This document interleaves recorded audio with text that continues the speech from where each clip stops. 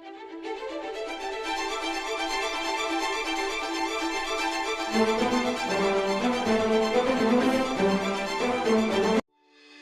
ನ್ಯೂಸ್ಗೆ ಸ್ವಾಗತ. ನಾನು ನಿಮ್ಮ PH ನಾಯ್ಕೋಡಿ. ಬಿಜೆಪಿಯ ದೇವರಾಜೇಗೌಡ ಸುಳ್ಳು ಆರೋಪಗಳಿಗೆ ಡಿಸಿಎಂ DK ಶಿವಕುಮಾರ್ ಅವರು ಪ್ರತಿಕ್ರಿಯೆ ನೀಡಿದ್ದಾರೆ. ನಮಸ್ಕಾರ ಎಲ್ಲ ನನ್ನ ಮಾಧ್ಯಮ ಮಿತ್ರರೇ. ಇಂದು ಸಂಜೆ ಬಿಜೆಪಿ ಮುಖಂಡರಂತ ದೇವರಾಜೇಗೌಡರು ಅಪ್ಪಟ ಸುಳ್ಳಿನ ಹೇಳಿಕೆಯನ್ನ ಪತ್ರಿಕಾಗೋಷ್ಠಿಯನ್ನ ನಡೆಸಿದ್ರು ಅಂತ ತಿಳಿತು. ನಾನು ಊರಿನಲ್ಲಿಲ್ಲ, ಇಲ್ಲಾಂದ್ರೆ ಎಲ್ಲ ಮಾಧ್ಯಮಗಳ ಹತ್ರ ಖಂಡಿತ ನಾನು ಮಾತಾಡ್ತಾ ಇದ್ದೆ. ಇವ್ರು ಏನು ಮಾತಾಡಿದ್ದಾರೆ, ಏನು ಆರೋಪ ಮಾಡಿದ್ದಾರೆ ಎಲ್ಲ ಸುಳ್ಳಿನ ಕಂತೆ. ಎಲ್ಲ ಅನೇಕ ವಿಚಾರಗಳನ್ನ, ಪೆನ್ ಡ್ರೈವ್ ವಿಚಾರ ಇರ್ಬೋದು, ಬಿಜೆಪಿಯ ಆಂತರಿಕ ವಿಚಾರಗಳನ್ನ